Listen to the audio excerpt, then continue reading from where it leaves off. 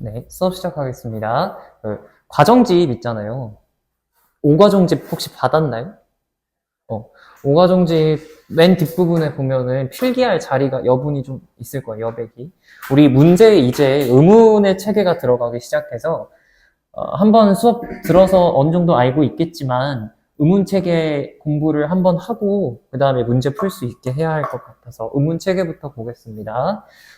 일단 의문이 뭐였죠? 예전에 배운 적이 있을 텐데. 무엇의 최소 단위더라? 필기합시다. 우리가 귀로 들을 때 말의 뜻을 구별해주는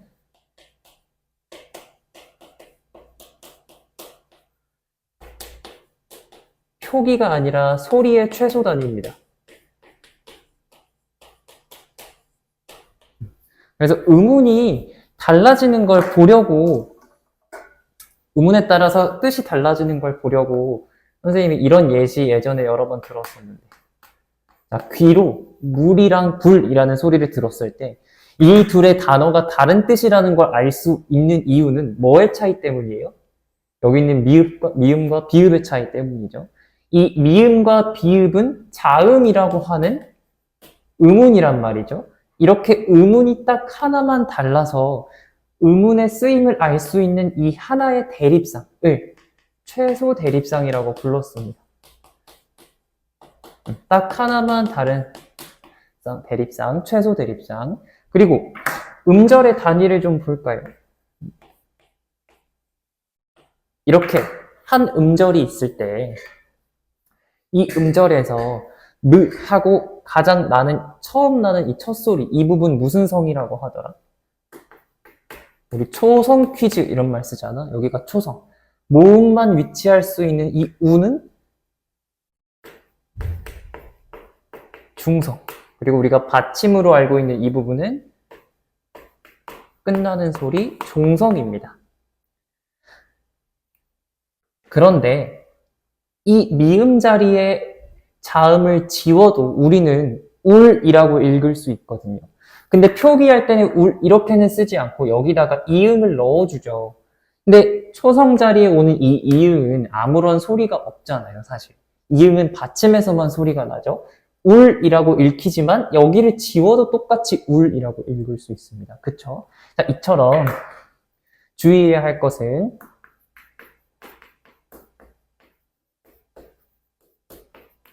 초성에 위치한 이음은 소리값이 없다. 우리가 그거를 음가가 없다라고 하죠.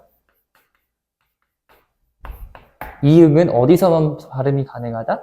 받침에서만 연국의 비음으로 앙 하는 소리로 발음이 가능하다라는 거.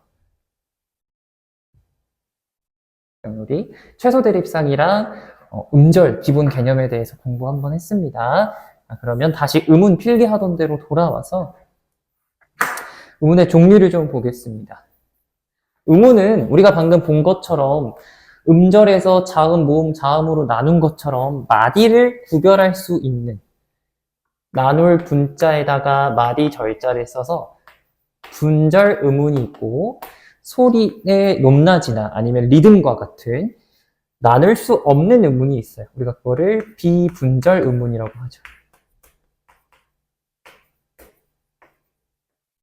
분절 음운은 음운의 앞글자를 따서 음소라고 하고요. 비분절 음운은 다른 말로 운소라고 합니다. 혹시 모르니까 용어도 알아두세요. 음절을 구성하는 분절 음운에서 지금 보면 자음이랑 모음이 있죠. 그래서 분절 음운에는 우리가 잘 알고 있는 것처럼 자음과 모음이 있습니다. 근데 이 자음의 자자가 무슨 자자인지 기억나? 자식할 때 자자거든? 자식은 부모 없이 혼자서 자랄 수가 없잖아요. 그런 의미에서 자음은 우리나라 음절에서 홀로 발음할 수 없습니다. 그리고 발음의 기본 원리는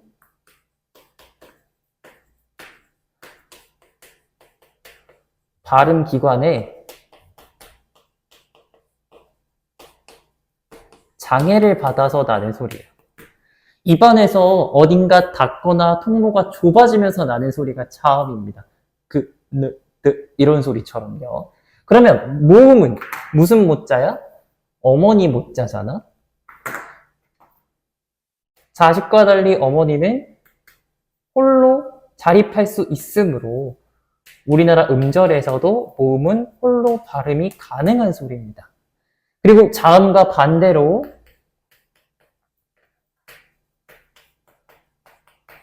발음기관에 장애를 받지 않고 시원하게 뻥 뚫려서 나오는 소리가 모음이에요. 그런데 우리가 모음도 두 가지로 분류할 수 있잖아. 발음할 때 입이 변하지 않는 모음을 단모음이라고 하고, 발음할 때 입이 변하는 모음을 이중모음이라고 하죠.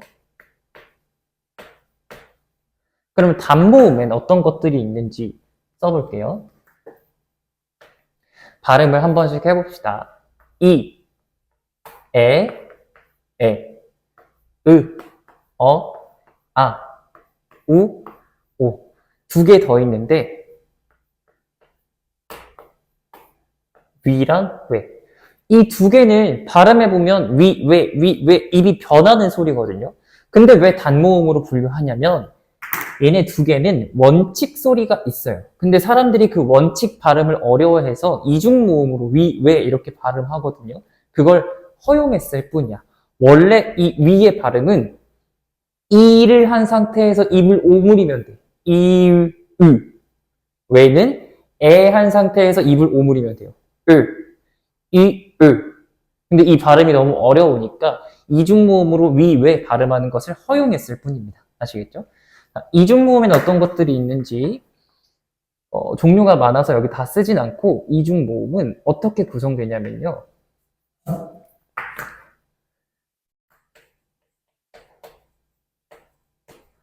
단모음이라고 하는 것이랑 단모음이라고 하는 것이 결합되면서 발음이 됩니다. 예를 들어서 단모음에는 종류가 이 계열이 있고 우 계열이 있습니다. 이 계열 반모음에다가 단모음 아를 더하면 어떤 이중모음이 될까? 짧게 이 발음하고 바로 아 소리로 끝내주면 돼. 이야, 야가 되죠. 그러면 우 계열 반모음에다가 아를 더하면 와가 되죠. 이중모음은 이런 식으로 구성이 되어 있습니다. 반모음이 단모음보다 앞에 올 수도 있고 뒤에 올 수도 있어요. 반모음이 단모음보다 뒤에 오는 경우는 단모음 의에다가 이 반모음 이를 붙이면 의가 되죠. 그런 것들. 그래서 우리 이중모음에서 반모음의 개념까지 한번 살펴봤습니다. 다음은 비분절 음운 보겠습니다. 비분절 음운에는 첫 번째는 소리의 길이. 예를 들어서 표기로는 눈 하고 적어 놓으면 구분할 수가 없는데 그 발음을 들으면 구분이 가능한 단어들이 있죠. 눈과 눈이요.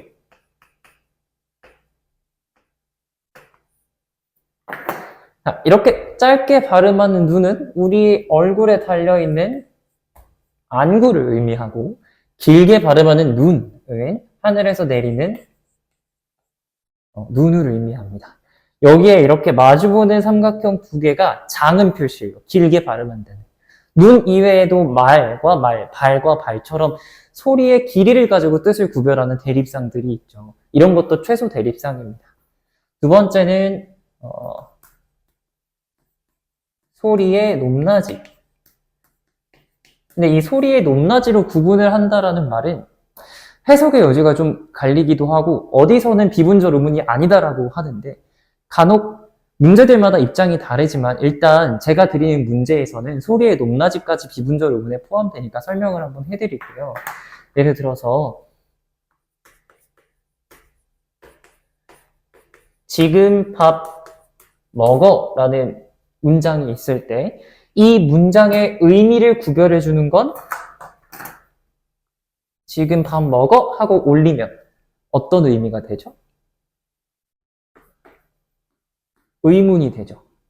지금 밥 먹어 하고 내리면 그냥 대답이 됩니다. 근데 지금 밥 먹어 하고 음을 쭉 뻗으면 명령이 돼요. 이것처럼 보면 소리의 높낮이를 가지고도 뜻을 구별할 수 있기 때문에 음운으로 치기도 하고 혹은 어딘가에서 음운으로 구별을 하지 않는 경우도 있는데 제가 드리는 문제에서는 비분절 음운에 소리의 높낮이가 들어가 있으니까 봐두십시오. 그래서 이렇게 음운 구별을 한번 해봤습니다. 근데 이렇게 음운만 구별하면 문제가 참 쉽겠는데 자음과 모음의 체계가 있어서 그 체계를 알아야 문제를 풀 수 있어서 늘 어렵죠. 먼저 자음의 체계부터 보겠습니다. 자음의 체계는 소리를 만드는 방법, 소리를 만들어내는 위치, 그리고 소리의 색이 이 세 가지 기준으로 구분을 하거든요. 첫 번째, 먼저 소리를 만드는 것을 조음이라고 하는데 조음 위치에 따라서 발음이 어떻게 되는지 그림을 그려서 조음 위치를 좀 살펴볼게요. 제가 그림을 잘 못 그리는데 우리 유건이는 그림을 잘 그려서 더 웃기겠지만 그냥 공부용 그림으로 봐주시기 바랍니다. 여러 번 봤죠? 이 그림 제가 여러 번 그렸는데 이렇게 사람의 옆모습을 반으로 딱 잘랐을 때 구강 단면도를 본 겁니다. 여기 양 입술이 맞닿는 부분을 무슨 소리라고 하냐면 입술 소리라고 부르고요. 혀끝이 윗 잇몸에 닿아서 나는 소리를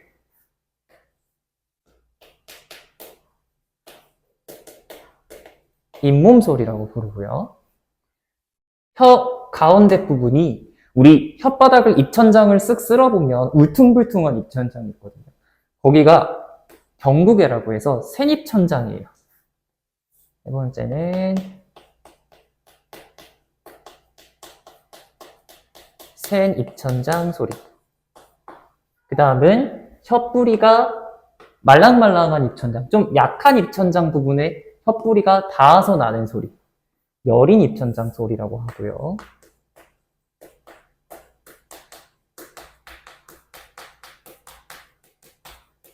마지막은 목구멍에서 나는 소리, 목청 소리라고 합니다.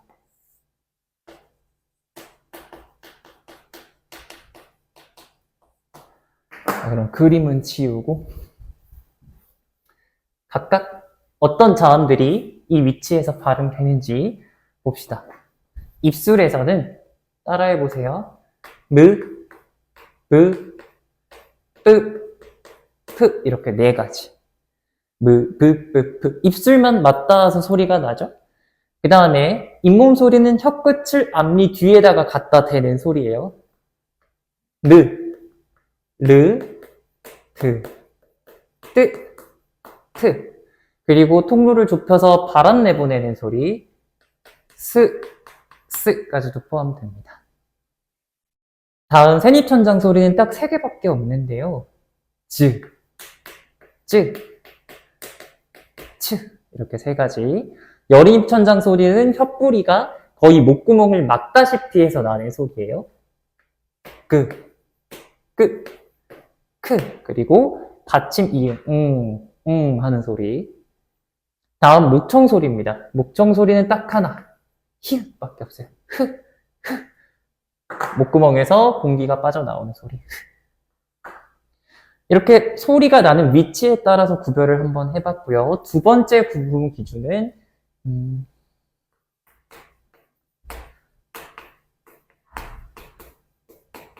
소리를 만들어내는 방법에 따라서입니다. 첫 번째는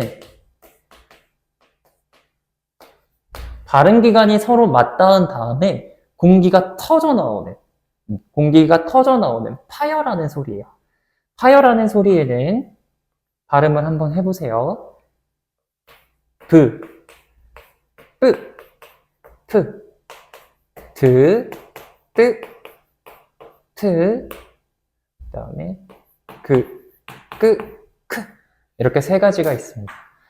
좋은 위치에 따라서는 학생들이 발음을 조금씩 해보면 감이 잡히지만 좋은 방법에 따른 구분을 많이 어려워하는데 외우겠다고 하면 브프프, 드뜨트, 크크크 이렇게 외우지 말고 예사소리인 비읍, 디귿, 기역만 외워두세요. 그러면 자동으로 이 나머지 형태가 비슷한 이 자음들은 따라오는 게 맞죠. 두 번째는 마찰음입니다. 마찰음은 입안에서 발음 기관이 서로 맞닿지 않고 통로만 좁아져서 공기가 빠져나가는 소리예요. 세 개밖에 없습니다. 스, 흐 이렇게 세 가지.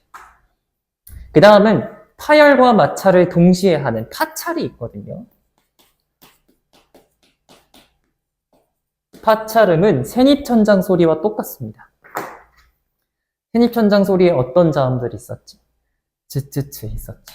쯔, 쯔, 츠 이렇게 세 가지. 다음은 코 안에 바람이 지나가는 코 안에 비강, 여기 코 이쪽 부분에 압력이 높아지는 소리가 있거든요. 코를 막고 발음했을 때 꼬맹맹이 소리가 나는 음운들이 있어요. 그걸 비음이라고 부르는데요. 비음에는 느, 하는 이 소리, 마지막으로는 흐르는 소리 유음이 있고 유음에는 딱 하나 리을이 있습니다.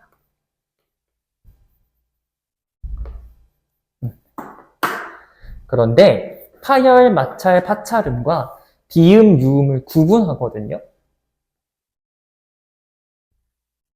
이렇게 나눕니다.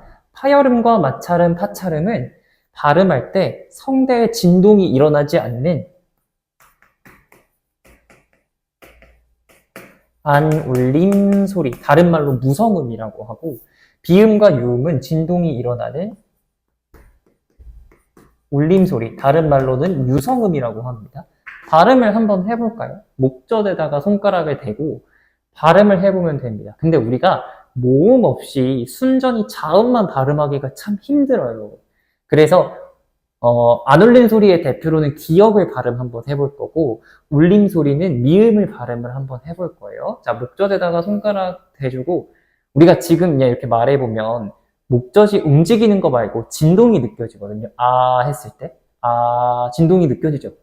근데 이거 발음 한번 해보세요. 진동은 안 느껴지죠. 안 울림 소리라서 그래요. 그 하면 틀린 거예요. 으 소리가 들어가게 되면 진동을 할 수밖에 없어요. 근데 여기 있는 미음을 약간의 진동이 들어가게 돼요. 이것처럼 안 울림 소리, 울림 소리를 구분할 수 있습니다. 이걸 왜 구분해야 되냐면 안 울림 소리는 소리의 세기에 따라서도 나눌 수가 있거든요. 소리의 세기가 거세지 않은, 딱딱하거나 힘들이지 않는 소리를 예사소리라고 하고요. 예사소리를 힘줘서 성대의 근육을 긴장시켜서 내는 소리를 된소리라고 하고요. 공기가 터져 나오는 소리를 거센 소리라고 합니다. 예사소리는 다른 말로 평음이라고 그러고, 된 소리는 딱딱할 경음이라고 하고, 거센 소리는 격음이라고 부릅니다. 히읗을 제외하고 나머지 모든 이제 안 울림 소리들은 이렇게 구분을 할 수가 있어요. 예사 소리에는 바다, 사, 자, 가 이렇게 5가지. 그러면 된 소리는 당연히 어떤 자음들이야? 이것들이 쌍자음으로 바뀌면 되겠죠?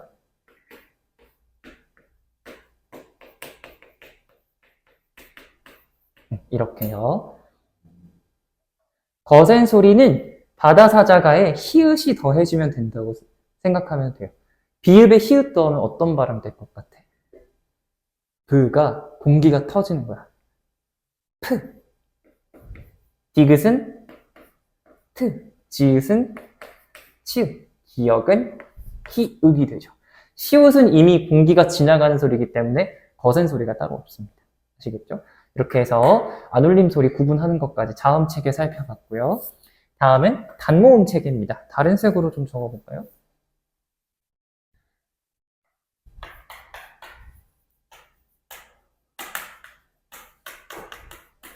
단모음 체계도 분류 기준이 3가지 정도 있습니다. 첫 번째는 가장 간단한 것부터 적을게요. 입술의 모양에 따라서 구분할 수 있어요. 입술의 모양에 따라서 구분을 한다면 발음할 때 입술이 평평하게 펼쳐지는 모음인 평에다가 입술 순자를 붙여서 평순 모음이 있고요. 두 번째는 색깔이 반대로 있네. 평순 모음이 있고, 두 번째는 입술이 튀어나오면서 둥글게 말리는 원순 모음이 있습니다. 평순 모음에 어떤 모음들이 있냐면 이, 에, 으, 아 이렇게 6가지 있습니다. 영상 보는 친구들도 이거 발음 한번 입 모양을 만들어 보면서 입술을 만져보세요. 원순 모음은 입술이 둥글게 말리면서 앞으로 튀어나와야 되겠죠? 그런 모음을 이, 에, 우, 오 이렇게 4가지 있습니다. 다음은 혀의 높이에 따라서 구분할 수 있어요. 혀는 아래턱 부분 안에 들어가 있기 때문에 아래턱이 아래로 내려갈수록 혀의 위치가 낮아져요. 근데 아래턱, 혀의 위치가 낮아질수록 입은 커질까 작아질까? 턱이 아래로 내려갈수록 입은 크게 벌려지죠. 그래서 입 벌림 크기와도 비례하는데요. 입이 가장 적게 벌어지는 고모음이 있고 중간 정도 벌어지는 중모음이 있고 가장 많이 벌어지는 저모음이 있어요. 이거는 발음해 보면서 입이 벌어지는 걸 느껴보면 좋아요. 이, 에, ü, 으, 아, 우, 오.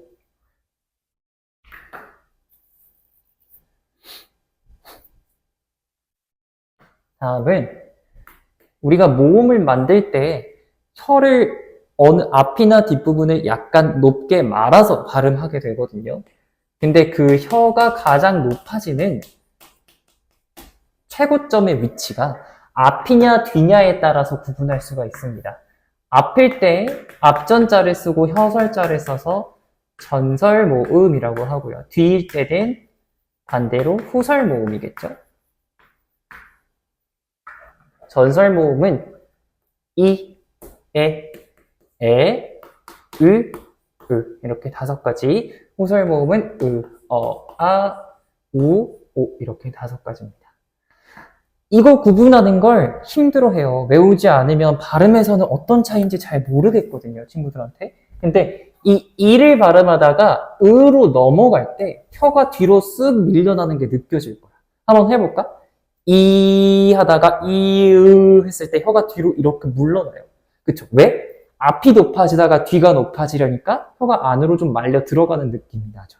그래서 단모음 책의 표를 그리면 이 모양으로 딱 그립니다. 이 모양으로. 왜냐면 이렇게 나눠서 전설 후설이고 평순 원순 평순 원순의 평순 원순 평순 원순의 고모음 중모음 저모음이니까 이렇게 외워요. 그래서 외우는 방법이 별로 추천은 안 하는데 키위를 주게 되었어 내가 이렇게 많이 외우게 합니다. 그건 이제 중3 때 학교 시험 볼 때 급하게 외워야 할 땐 그렇게 외우겠지만 발음하는 원리를 가지고 먼저 이해를 해두면 외우지 않아도 생각이 나게 되니까요. 원리부터 이해하는 걸로 하고요. 그래서 과정집은 따로 문제 해설 없이 이번에는 이렇게 음운 체계 해설만 했습니다. 우리 이제 문학 수업 합시다. 네, 문학 수업 하겠습니다. 우리 껍데기는 가라. 신동엽 시인의 시부터 해설을 한번 할게요. 시를 펼쳐볼까요? 그 프린트? 껍데기는 가라부터 되어 있죠. 시를 읽기 전에 배경부터 알고 가면 좋을 것 같아요. 우리 지난 시간에 배웠던 김수영 시인의 눈이라는 시와 똑같이 신동엽 시인도 1960년대를 대표하는 시인이거든요. 제가 빈칸 채우는 이 부분들 다 필기를 해두시면 됩니다. 1960년대에 일어났던 사건, 4.19 혁명과 5.16 군사정변 등이 있죠. 이승만의 부정선거에 대해서, 독재에 대해서 학생들이 항거했던, 학생들을 주도로 항거를 했던 4.19 혁명과, 그리고 나서 박정희 전 대통령을 중심으로 군부 쿠데타를 일으켰던 5.16 군사정변이 이 1960년대를 설명하는 가장 큰 두 가지 사건입니다. 때문에 이 당시의 문학작품에 드러나는 주된 의지나 정서들에는 우리나라에 대한 민주화를 열망하거나 혹은 독재나 급격하게 일어나던 산업화를 비판하기 시작했어요. 이런 것들을 향해서 목소리를 내는 시들을 사회적인 변화를 촉구하던 시라고 해서 참여시라고 합니다. 신동엽 시인은 참여시인 중에 한 명이에요. 껍데기는 가라라는 문학작품 한번 해설 없이 읽어본 다음에 그 의미를 정확하게 저랑 짚어보도록 하죠. 껍데기는 가라. 4월도 알맹이만 남고 껍데기는 가라. 껍데기는 가라. 동학년 곰나루에 그 아우성만 살고 껍데기는 가라. 그리하여 다시 껍데기는 가라. 이곳에선 두 가슴과 그곳까지 내놓은 아사달과 아사녀가 중립의 초래청 앞에 서서 부끄럼 빛내며 맞절할지니 껍데기는 가라. 한라에서 백두까지 향그러운 흙가슴만 남고 그 모든 쇠붙이는 가라. 라고 되어 있습니다. 시대적 배경을 생각해서 작품을 분석을 한번 해볼 텐데요. 보세요. 껍데기는 가라라고 외치고 있어요. 계속 가라라고 말하는 그 대상, 껍데기는 이 시에서 긍정적인 의미는 아닙니다. 뭔가 부정적인 의미로 쓰였는데 시대적 배경을 생각해본다면, 생각해보지 않아도 불의에 관한 것, 민중들을 억압했던 군사, 혹은 껍데기 그 자체의 의미, 거칠해 이런 것들이 될 수 있겠죠. 껍데기의 의미는. 근데 거기다가 또 계속 가라라는 말을 반복하고 있어요. 가라라는 말은 명령형 어미죠. 이런 명령형 어미를 반복해서 리듬도 얻어낼 수 있지만 명령을 반복하는 걸 보니 뭔가 이 화자의 의지를 강조하는 데 효과적입니다. 껍데기는 가라. 뭐만 남고 4월에 알맹이만 남으래. 여기서 4월이라고 하는 시간 왜 나왔을까? 뭐 때문에? 4.19 혁명 때문에. 그 4.19 혁명에 알맹이만 남으래. 알맹이는 이 시에서 4.19 혁명의 민주화를 향한 어떤 순수한 정신을 일컫습니다. 그래서 알맹이만 남고 껍데기는 가라. 이런 말이 나왔어요. 이연에서 또 껍데기는 가라. 동학년, 봄나루에. 동학년이라고 하면 생각나는 운동 없습니까? 동학운동. 혹시 학교에서 배웠을까요? 근대 시대에, 조선시대에 일어났던 농민들 위주로 했던 운동인데, 이 운동의 사상 기본이 평등 사상이에요. 그래서 그 동학년 곰나루에 뭐만 살래요? 아우성만 살래요. 여기서 말하는 동학년 곰나루의 아우성이라고 하면 위에서 말했던 4.19 혁명의 순수한 정신과 똑같이 순수하고 평등, 민주를 위한 숭고한 정신을 의미하겠죠. 그 아우성만 살고 껍데기는 가라. 여기까지가 이연이었어요. 되게 남성적이고 강하고 의지적이지 않나요? 넘겨서 3년으로 가보겠습니다. 자, 그리하여 다시 껍데기는 가라. 조금 위로 올라갔네. 내려서. 그리하여 다시 껍데기는 가라. 자, 다시라는 말을 통해서 이 의지를 강조하면서 껍데기는 가라. 이곳에서. 화자가 말을 하고 있는 이곳은 뒤를 읽어보면 알겠지만 국토를 의미합니다. 국토를. 두 가슴과 그곳까지 내도. 그러니까 옷을 입지 않은 모습인데 옷은 인간의 껍데기를 의미하잖아요. 사실 불필요한 거칠해져. 우린 태어날 때 알몸으로 태어나니까요.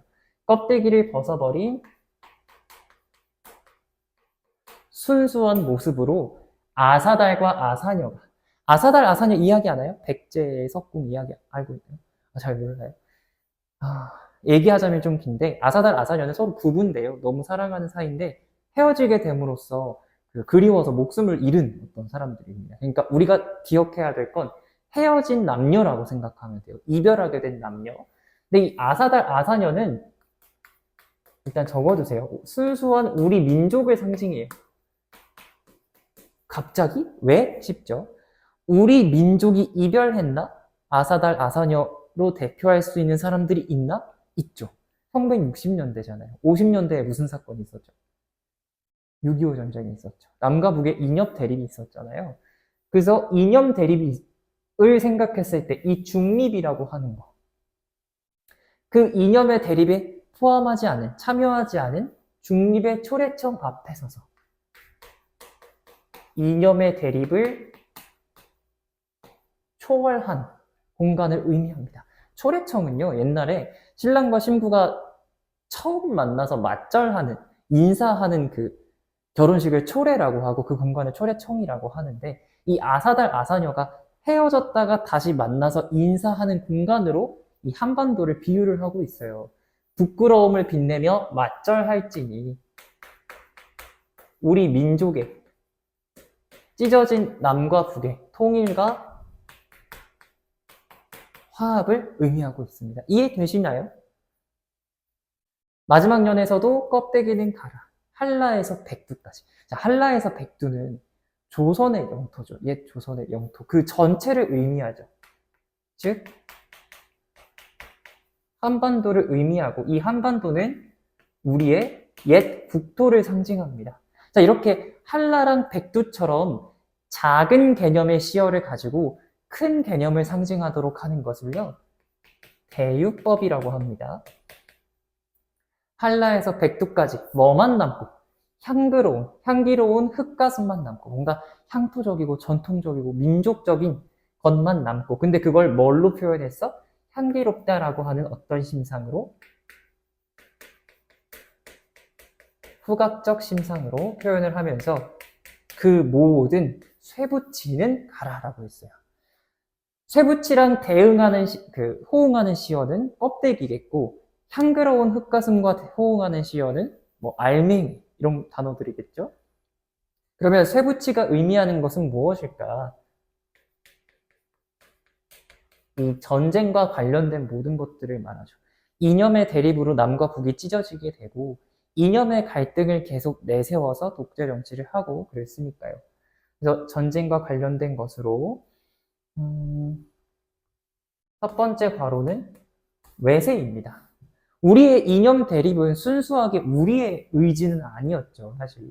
그렇죠. 외세의 개입으로 일어난 전쟁이기도 하니까 여기서 말하는 쇠붙이라고 하는 부정적인 의미의 상징은 외세, 그 다음에 독재, 그리고 전쟁에 사용된 혹은 군사 정변에 사용된 온갖 무기들, 왜냐면 쇠붙이라는 말이니까요. 그리고 군사들, 그 모든 과정에서 일어난 폭력 등을 의미하겠습니다. 뭐 딱 이 단어들로 정의할 수 있다라는 게 아니라 그런 의미로서의 부정적인 모든 것들을 쇠붙이라는 시어에다 담았어요. 신동엽 시인의 껍데기는 가라라는 시 같이 분석했습니다. 질문 있을까요? 따로 없으시면 넘겨서 왕방연의 천만리 머나먼 길에 이거 공부 같이 해봅시다. 여기서부터 볼게요. 6월에는 여러 번 수업을 해서 기억을 할 수도 있을 것 같은데, 왕방연의 천만리 머나먼 길에 혹시 배경 사건 기억하고 있나요? 약간 줄여야겠다. 네, 배경 사건. 짧게 보시죠. 세종의 아들 문종은 왕에 오르고 나서도 건강이 많이 안 좋아서 오랫동안 왕위를 유지하기가 힘들었어요. 그래서 서거 돌아가시고 나서 문종 다음에 어린 아들인 단종이 왕위에 올랐죠. 근데 왕이 너무 어리면 순수하게 왕이 정치를 할 수가 없어. 그래서 주변 대신들이 많이 정치에 간섭하게 되죠. 그걸 못마땅하게 여긴 혹은 어떤 위기로 느낀 단종의 작은 아버지인 수양대군이 정권을 장악한 사건을 계유정난이라고 합니다. 그리고 수양대군은 나중에 뭐가 되죠? 세조라는 왕이 되죠. 이걸 계유정난이라고 하는데 그 배경이 계유정난을 배경으로 하고 있는 시조가 천만리 머나먼 길에입니다. 여기다가 계유정난이라고 적어주고 계유정난에 대해서 한 줄로 정리를 해보자면 단종의 숙부인 수양대군이 정권을 장악하고 세조로 즉위한 사건이다. 그러면 왕방현은 누구인가? 단종의 충신인데 세조의 명을 받아 폐위된 단종을 유배지까지 호송 임무를 맡았던 인물입니다. 그래서 단종을 한양에서부터 강원도 영월까지 유배지까지 모셔다 드리고 돌아오는 길에 이 시조를 지었다고 생각을 한번 해보세요. 보겠습니다. 작품 내부로 들어가기 전에 시조의 특징 좀 볼게요. 혹시 시조는 몇 장 몇 구였는지 기억나나요? 우리가 이 한 줄을 한 장이라고 하는데 총 3장으로 되어 있죠. 3장에 식구는 6개, 글자 수는 45자를 크게 벗어나지 않습니다. 그리고 한 장에 4음보가 고정이에요. 진짜 그런지 안에서도 한번 봅시다. 자, 첫 번째, 두 번째, 세 번째 장이 있고요. 첫 번째 장을 초장이라고 부르고 두 번째 장을 중장이라고 부르고 세 번째 장을 종장이라고 부릅니다. 그리고 음보도 천만리 머나먼 길에 고운님 여의없고 4음보로 고정이네요. 그리고 또 하나의 특징은 종장의 첫 번째 음보 있죠. 저 물도 이 부분처럼 종장의 첫 번째 음보는 반드시 세 글자, 즉 3음절로 고정이 되어 있습니다. 포인트예요. 그럼 작품 내부로 들어가서 분석을 해봅시다. 천만리 머나먼 길에 고운님을 여의었대, 잃었대. 여기서 말하는 고운님 누구예요? 단종이지. 근데 우리나라를, 한반도를 삼천리라고 얘기하는데, 삼천리 강산이라고 얘기하는데, 천만리는 너무 과장됐잖아. 강원도까지인데, 한양에서. 여기서 말하는 천만리는 왕방현이 느끼는 단종과의 거리입니다. 근데 굉장히 사실적이지 못하고 과장되었죠. 왜 이렇게 과장했을까? 마음으로 느끼는 거리가 그만큼 멀다고요. 무슨 거리? 심리적 거리. 슬픔을 이렇게 거리감으로 표현한 거예요. 그러니까 내 마음 둘 데 없어. 내가 되게 아끼던, 내가 되게 충성스럽게 모시던 왕이었는데 그 왕을 내가 직접 유배지까지 보내드리고 오니까 내 마음이 둘 데가 없어. 내 마음 붙일 데가 없어. 내 마음이 너무 속상해서 냇가에 앉아있으니 흘러가는 저 물도 내 마음과 같아서 울면서 이 밤길을 가는구나 라고 이야기를 했어요. 물은 진짜로 울진 않았을 거예요. 근데 물이 흐느껴 울면서 밤길을 간다고 생각했어. 사람처럼 표현하는 거 의인법이고 뭐뭐 하는구나 라고 감탄형 어미를 사용하면 시에서 영탄법이라고 그랬습니다. 자, 근데 밤길이라는 시어에 좀 생각을 해볼까요? 왕방현이 느끼는 밤길이라고 하는 현재는 일단 밤길이라고 하는 건 어두운 현재니까 부정적 현실을 의미할 거예요. 근데 여기서 말하는 부정적 현실은 어떤 현실일까? 누구의 정권을 의미하는 것 같아? 세조의 정권을 의미하겠죠. 자, 그러면 물이라고 하는 시어는 단순히 그냥 사물이 아니라 화자의 감정을 이입하는 이 받은 대상이죠. 우리가 이런 대상을 시에서 나왔을 때 6글자로 부르는 개념어가 있었거든요. 바로 객관적 상관물이라고 합니다. 기억나시나요? 과정집 해설할 때 여러 번 해설했었는데 이게 방 안에 켰는 촛불 막 이런 거 해설하면서도 객관적 상관물 이야기를 몇 번 했습니다. 필기 다 하셨으면 다음 시로 넘어가 볼게요. 다 하셨어요? 넘어가면 단심가 시조 있습니다. 좀 짧고 내용도 짧은, 해설할 내용도 짧은 단심가. 단심가의 배경 알고 계신가요? 어떤 중학교에서는 이걸 외우라고 시키셨다고 그러던데 담임 선생님께서. 아닐 수도 있죠. 모르겠습니다. 조선 왕조 들어오기 전에 고려 왕조가 점점 무너져 가고, 고려 왕조가 무너진 다음에 이성계가 조선 왕조를 창업했죠. 그쵸? 그래서 조선 왕조가 1대 왕이 이성계가 태조, 그 다음에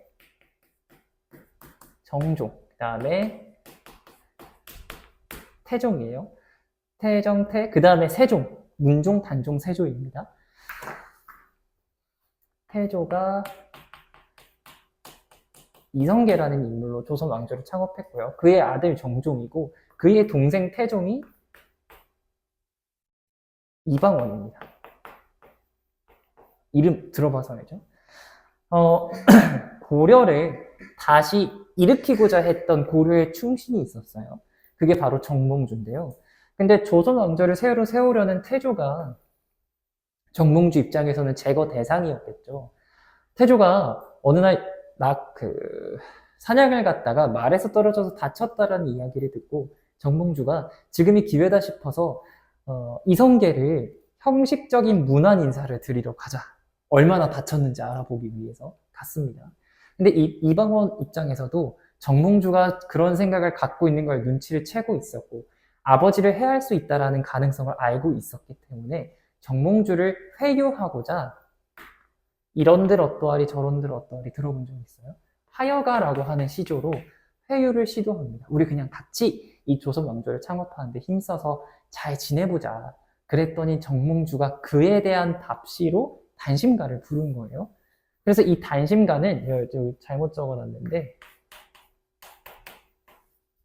이방원의 하여가라는 그 시조에 대한 답시조입니다. 정몽주는 누구라고요?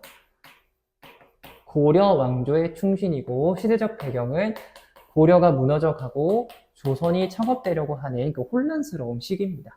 그럼 단심가 내용 한번 볼까요? 이 몸이 죽고 죽어 100번 고쳐 죽어 백골이 진토가 되어 내 흰뼈가 부드러운 흙이 되어 넋이라도 내 영혼이 있으나 없으나 즉 당신이 나를 죽이더라도 내가 죽어버리더라도 몸이라고 하는 소재는 죽어서 없어질 수 있는 유한한 성질을 갖고 있어. 근데 뭐는 임을 향한 일편단심이라고 하는 것은 가실 줄이 있으랴 변함이 없을 것이다. 여기서 말하는 임은 고려 왕조를 의미하겠고 일편단심은 고려 왕조에 대한 충성심을 의미하겠죠. 가실 줄이 있으랴 질문 형식으로 강조하는 거 서리법이고요. 변하지 않는다라는 자기의 마음을 표현하면서 손잡을 생각이 없다라는 것을 확실히 보여줬죠. 정몽주의 단심가라는 시조 같이 봤습니다. 보통 하여가라는 시조랑 짝꿍으로 배우게 되는데 하여가보다 이 단심가를 더 많이 배우는 것 같아요. 넘겨볼까요, 그러면? 두터비 파리를 불고는 지난번에 한번 했기 때문에 넘어가고요. 마지막으로 까마귀 검다 하고 보겠습니다.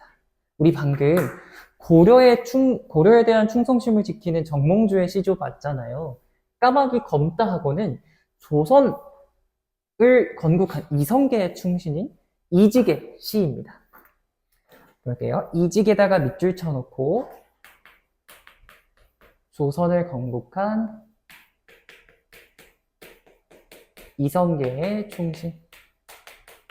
그러면 고려에 대한 충정을 지키던 많은 고려의 유신들에게 이직은 비판을 받았겠죠. 모시던 왕교를 배반했다라는 이야기를 들었을 겁니다. 그것에 대한 변명으로 생각하면 되거든요. 보세요. 자, 까마귀 검다 하고 백로야 너 웃지 마라. 겉이 검은들 속조차 검을 쏘냐? 아마도 겉이 희고 속 검은 것은 너뿐인가 하노라. 이렇게 이야기를 하고 있습니다. 여기서 까마귀는 긍정적인 시어로 쓰였는데 고려의 유신이랑 조선의 개국공신 중에 누가 해당되겠어요? 조선의 개국공신이 해당되겠죠?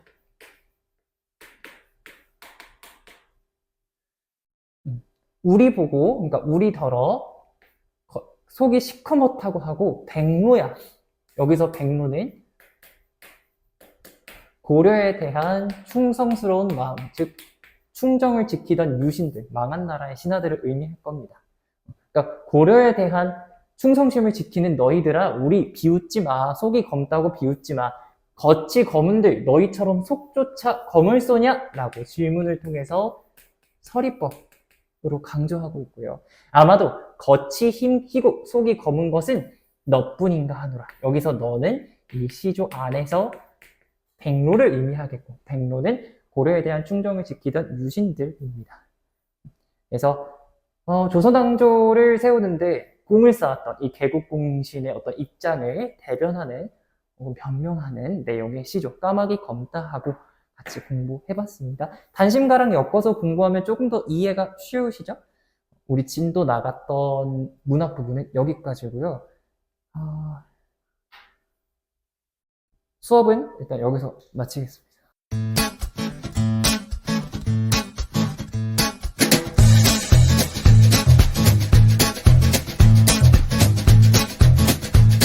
학원으로 전화 주세요.